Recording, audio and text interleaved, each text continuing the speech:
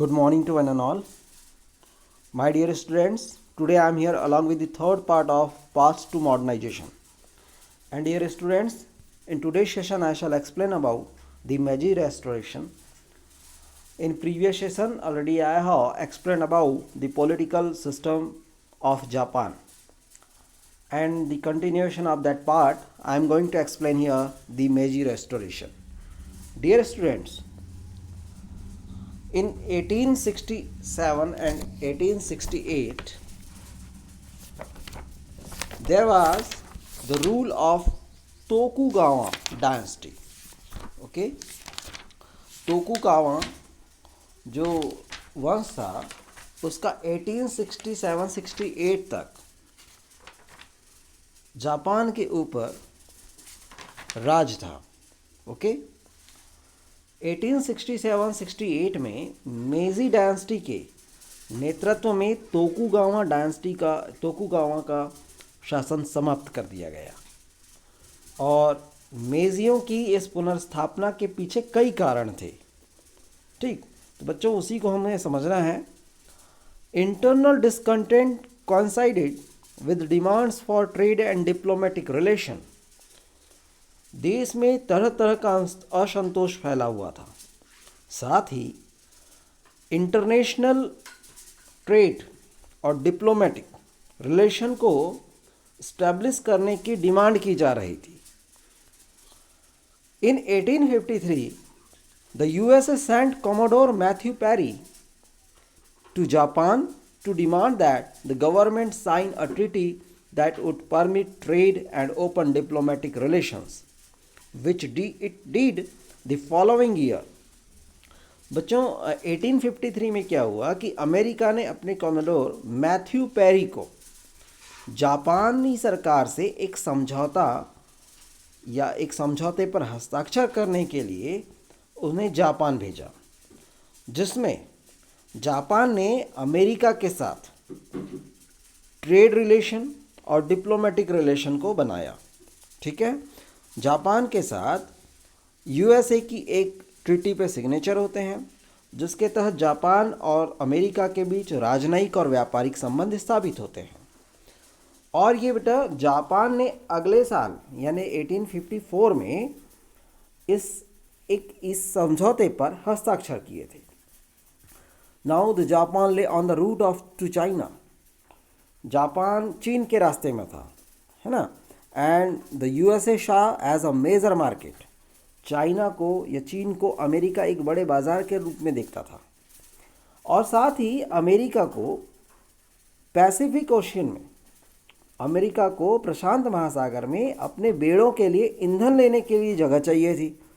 इस वजह से भी यूएसए ने जापान के साथ ये डिप्लोमेटिक और ट्रेड रिलेशन को स्टैब्लिश किया. ठीक, at the time there was only one western country that traded with Japan, that was Holland. बच्चों उस समय जापान के साथ केवल एक ही पश्चिमी देश व्यापार करता था और वह था हॉलैंड.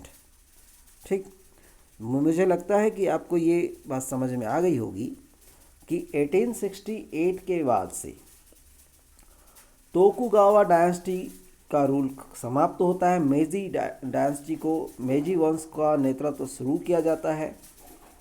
ठीक, और इसी दौरान जब वहाँ 1853 में अमेरिका अपने कॉमोडोर मैथ्यू पेरी को जापान से एक ट्रीटी पर सिग्नेचर करने के लिए भेजता है, और वो ट्रीटी ट्रेड रिलेशन को और डिप्लोमेटिक रिलेशन को स्टेब्लिश करने के लिए की जाती है. ये ट्रीटी पर सिग्नेचर 1854 में होते हैं.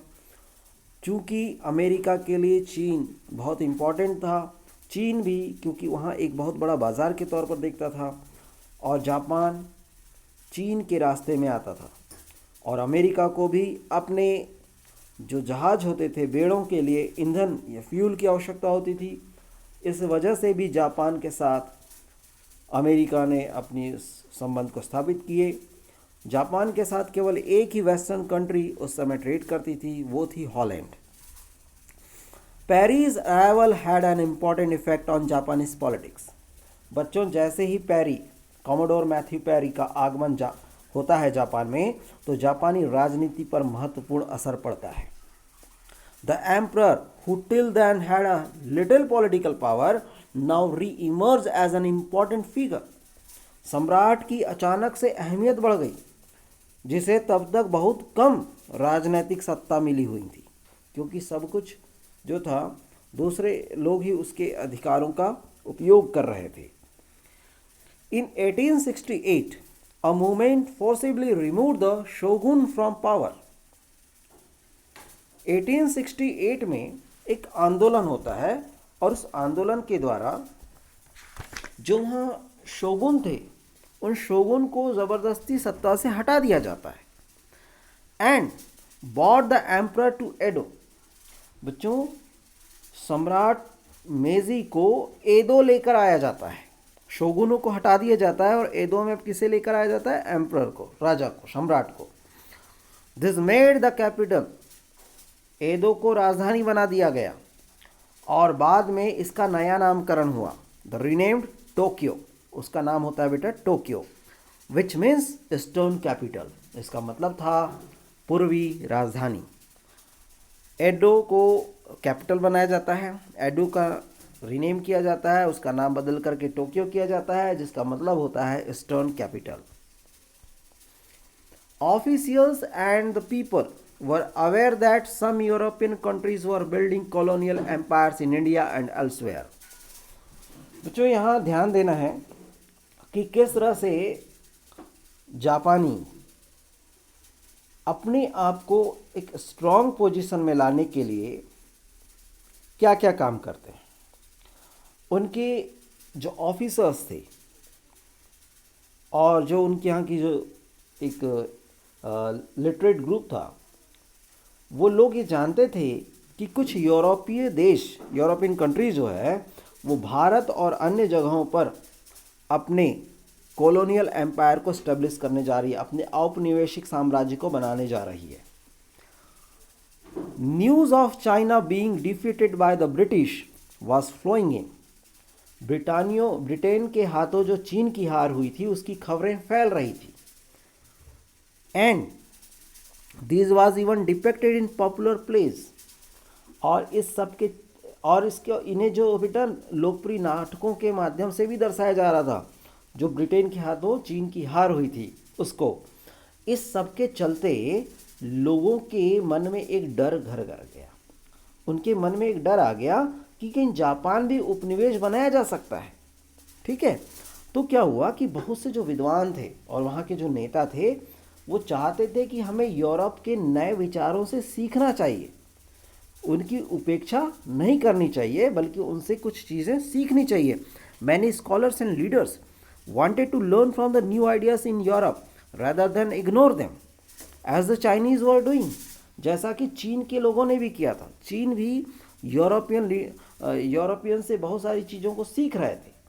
ठीक, और साथ ही बच्चों कुछ अन्य लोग जो थे वो यूरोपीय लोगों को गैर मानते हुए भी अपने से दूर रखना चाहते थे। ठीक है, हालांकि वे लोग उनकी नई तकनीक जो थी, टेक्नोलॉजी को वो अपनाने के लिए तैयार थे। Others shot to exclude the Europeans even while being ready to adopt the new technology they offered. Europeans, हम जानते हैं बेटा कि जो टेक्नोलॉजी के माध्यम में टेक्नोलॉजी के पॉइंट ऑफ व्यू से जो यूरोपियंस थे वो काफ़ी समृद्ध थे। तो जापानीज़ लोगों को लगा कि इनसे हमें सीखना चाहिए, इनकी आइडियोलॉजी को हमें गेन करना चाहिए, हमें इनकी टेक्नोलॉजी को भी अडॉप्ट करना चाहिए जो कुछ वो लेकर आए हैं। And some argued for the gradual and limited opening to the outer world. और कुछ ने देश को बाहरी दुनिया के लिए धीरे धीरे और सीमित तरीके से खोलने के लिए तर्क दिया। उन्होंने अपने देश में बाहरी दुनिया के लोगों के आने के लिए लिमिटेड तौर पर लेकिन अपने यहाँ के द्वार खोलना उन्होंने शुरू किया। तो ये उनकी पॉलिसी ज़बरदस्त थी। अब ये पॉलिसी को देखिए उन्होंने किस तरह से इम्प्लीमेंट किया था। The government launched a policy with the slogan fukoku kyohei. बच्चों, सरकार ने फुकोकू क्योहे के नारे के साथ अपनी नई नीति का ऐलान किया था, वो क्या थी बेटा? Rich country and strong army.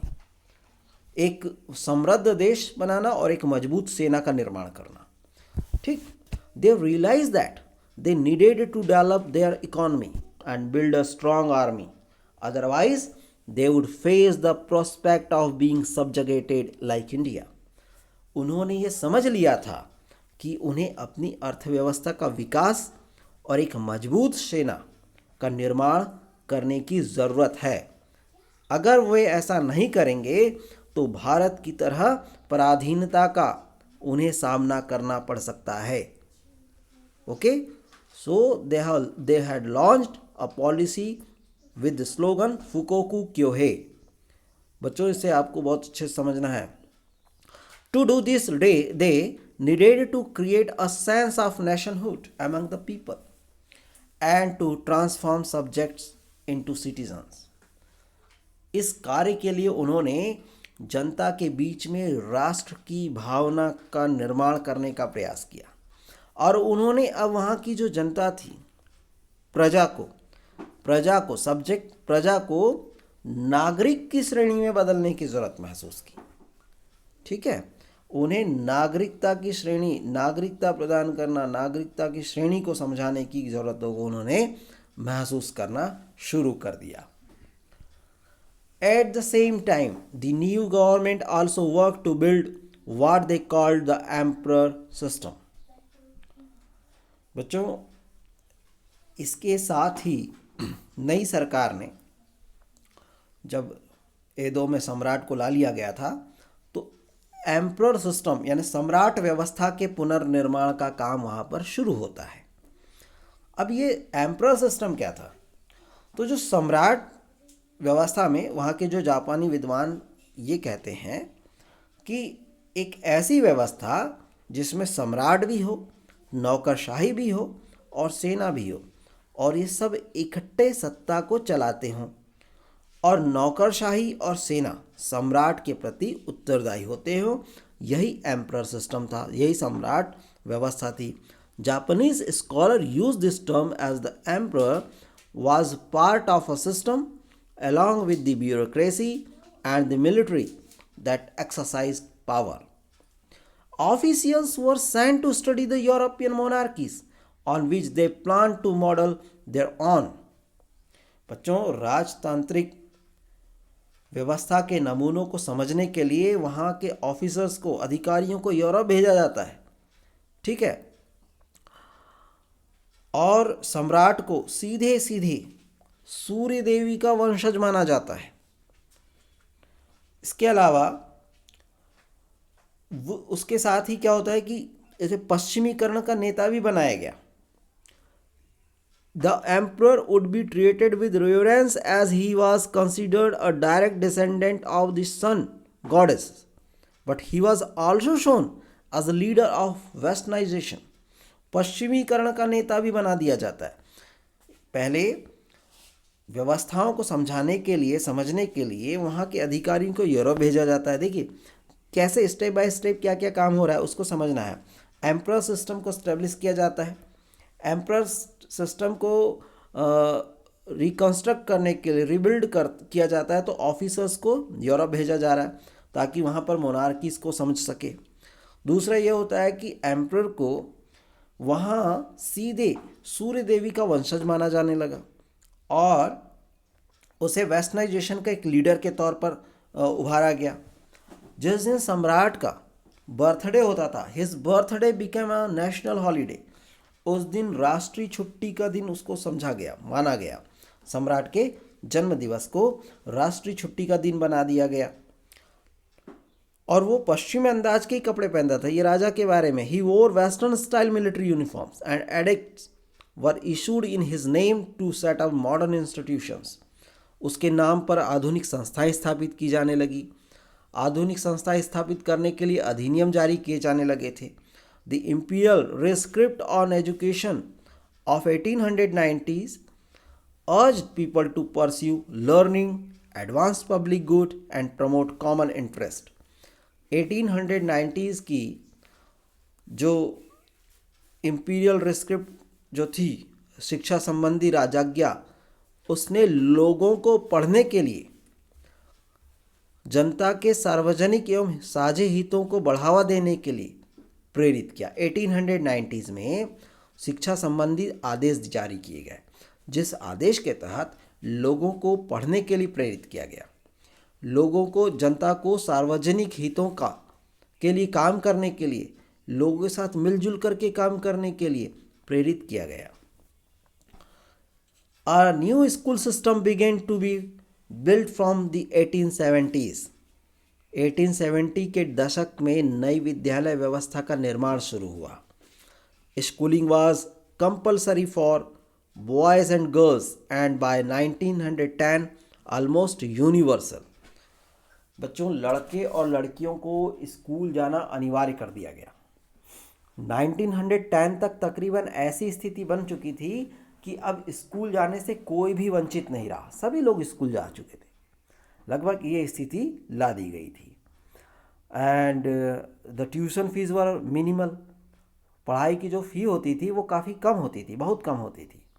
The curriculum had been based on western models, but by the 1870s, while emphasizing modern ideas, stress was placed on loyalty and the study of Japanese history. बच्चों, शुरू में जो पाठ्यचर्या थी वो पश्चिमी नमूनों के पर आधारित थी, ठीक है, वो वेस्टर्न मॉडल्स पर आधारित थी।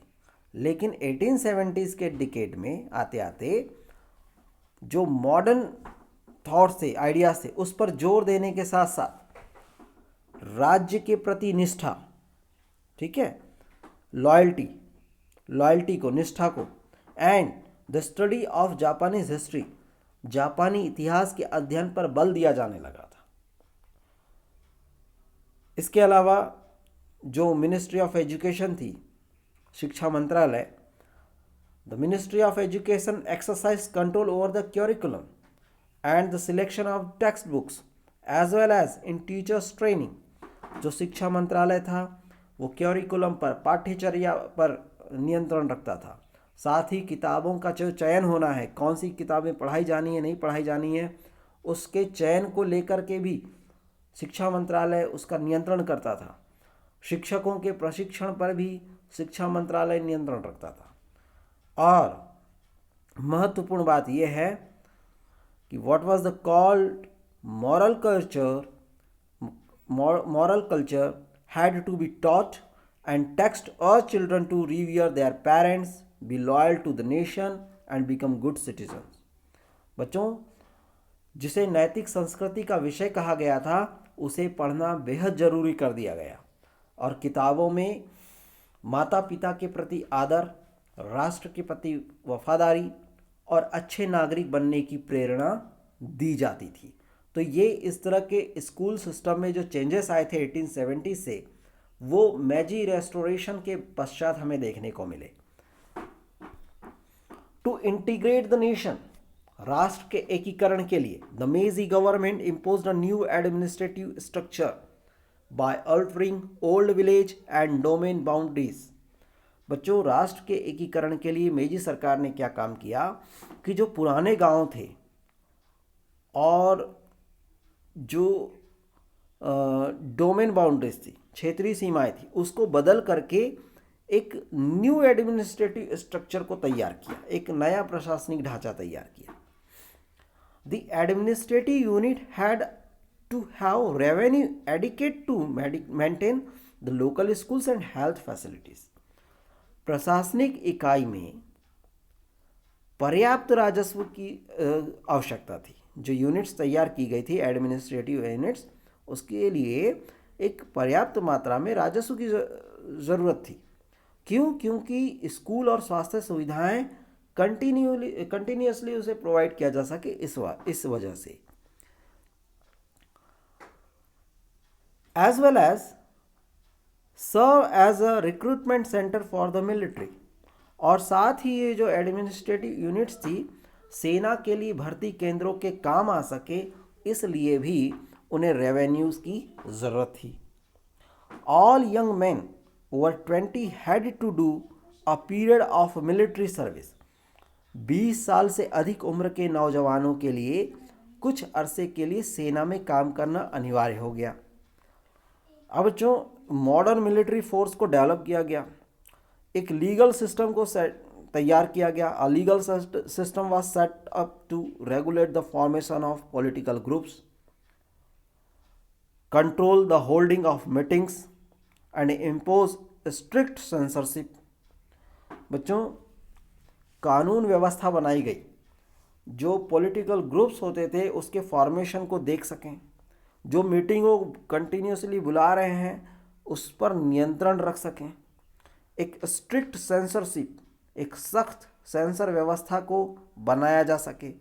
इस वजह से भी लीगल सिस्टम को सेट किया गया, तैयार किया गया। इन तमाम उपायों में सरकार को विरोध का सामना करना पड़ा।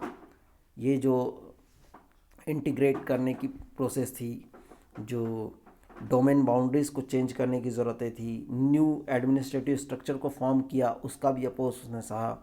लीगल जो सिस्टम को इस्टेब्लिश किया उसका भी अपोज जो था गवर्नमेंट को, उसका विरोध भी देखना पड़ा। The military and the bureaucracy were put under the direct command two of the emperor. सेना और नौकरशाही को सीधे सम्राट के निर्देश में रखा गया। कहने का मतलब ये हुआ कि अगर संविधान बनने के बावजूद भी अगर ये दोनों महत्वपूर्ण गुट सरकारी नियंत्रण से बाहर हैं तो फिर जनता का विरोध होना लाजमी था, स्वाभाविक था। इससे क्या प्रॉब्लम हुआ कि जो लोकतांत्रिक संविधान था, डेमोक्रेटिक कॉन्स्टिट्यूशन की बात की जाए, और जो मिलिट्री थी, ये दो अलग आदर्शों के महत्व, ये दोनों को अलग अलग महत्व, आदर्शों के महत्व को देने के कारण बाद में कुछ दूरगामी नतीजे भी देखने को मिले।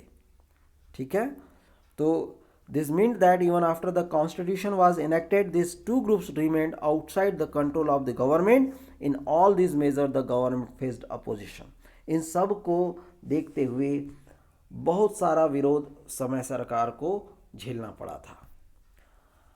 The tension between these different ideals represented by a democratic constitution and a modern army was to have far-reaching consequences. जैसा कि मैंने आपको बतलाया कि इन दोनों को सरकार के नियंत्रण में न रखते हुए राजा के नियंत्रण में रखने से बड़े दूरगामी प्रभाव देखने को मिले थे।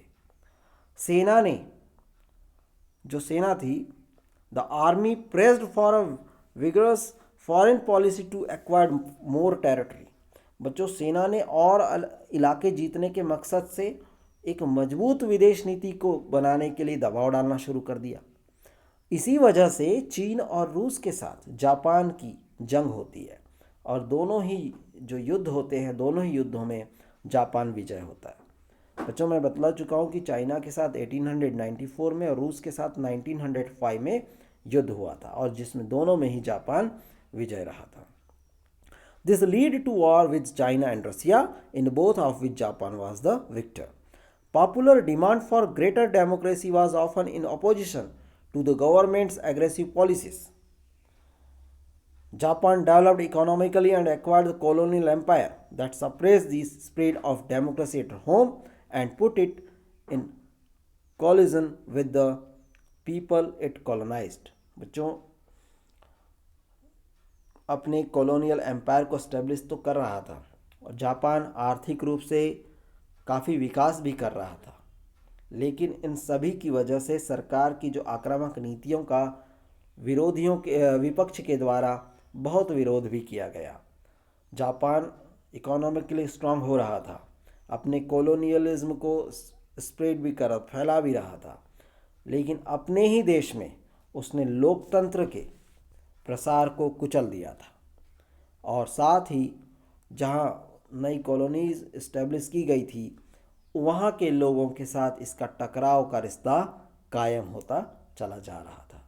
बच्चों, इस सेशन में आपने आज मेजी रेस्टोरेशन को समझने की कोशिश की, जिसमें आपने देखा कि किस तरह से ऑफिसर्स जो थे और वे यूरोपियन आइडियोलॉजी को अडॉप्ट करते हैं, वे उनके टेक्नोलॉजी को अडॉप्ट करते हैं, एक एम्परर सिस्टम को रिबिल्ड किया जाता है जिसमें ब्यूरोक्रेसी, मिलिट्री और एम्परर ये तीनों ही वर्क कर रहे हैं और ब्यूरोक्रेसी और मिलिट्री सम्राट के प्रति जो है वो उत्तरदायी रहती है। किस तरह से सम्राट वेस्टर्नाइजेशन को प्रमोट कर रहा है, उसके इम्पोर्टेंस को बढ़ाया जाता है, न्यू एजुकेशन सिस्टम को लागू किया जाता है, सभी के लिए पढ़ना कंपलसरी कर दिया जाता है, और साथ ही हमने देखा कि एडमिनिस्ट्रेटिव स्ट्रक्चर को एक नया स्वरूप प्रदान किया जाता है जिसमें रेवेन्यूज़ के इम्पोर्टेंस को बतलाया जाता है, एक लीगल सिस्टम को इस्टेब्लिश किया जाता है, और साथ ही जो हमने ये भी चीज़ देखी कि किस तरह से सेना और नौकरशाही, मिलिट्री और ब्यूरोक्रेसी सीधे सम्राट के निर्देश में रखे जाते हैं। मतलब यह कि वे दोनों ही गुट सरकारी नियंत्रण से बाहर रहते हैं, और इसी के दौरान जो मिलिट्री होती है वो गवर्नमेंट पर फॉरेन पॉलिसी को एक स्ट्रॉन्ग फॉरेन पॉलिसी में कन्वर्ट करने के लिए प्रेशर डालती है। इसी वजह से चीन और रूस के साथ जापान का युद्ध होता है, उसमें उसकी जीत भी हासिल होती है, और जापान एक आर्थिक रूप से विकास की ओर अग्रसर होता चला जाता है। बच्चों, उम्मीद है कि आज का आपको ये एक्सप्लेनेशन समझ में आया होगा। Thank you very much.